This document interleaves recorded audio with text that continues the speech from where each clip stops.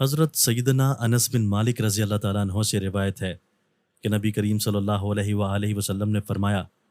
اس ذات کی قسم جس کے ہاتھ میں میری جان ہے، کوئی بندہ اس وقت تک مومن نہیں ہو سکتا جب تک اس طرح نہ ہو جائے کہ جو خیر و بھلائی وہ اپنے لیے پسند کرے وہی اپنے بھائی کے لیے پسند کرے۔ حضرت سیدنا ابو امامہ رضی اللہ تعالیٰ عنہ بیان کرتے ہیں کہ ایک آدمی نے نبی کریم صلی اللہ علیہ وآلہ وسلم سے یہ سوال کیا، گناہ کیا ہے؟ آپ صلی اللہ علیہ وآلہ وسلم نے فرمایا، جب کوئی چیز تیرے دل میں کھٹکنے لگے تو اسے چھوڑ دے۔ اس نے کہا، ایمان کیا ہے؟ آپ صلی اللہ علیہ وآلہ وسلم نے فرمایا، جب تیری برائی تجھے بری لگے اور تیری نیکی تجھے خوش کر دے تو مومن ہوگا۔ حضرت سیدنا عباس بن عبد المطلب رضی اللہ تعالیٰ عنہ سے مروی ہے کہ انہوں نے رسول اللہ صلی اللہ علیہ وآلہ وسلم کو یہ فرماتے ہوئے سنا، اس بندے نے ایمان کا ذائقہ چکھ لیا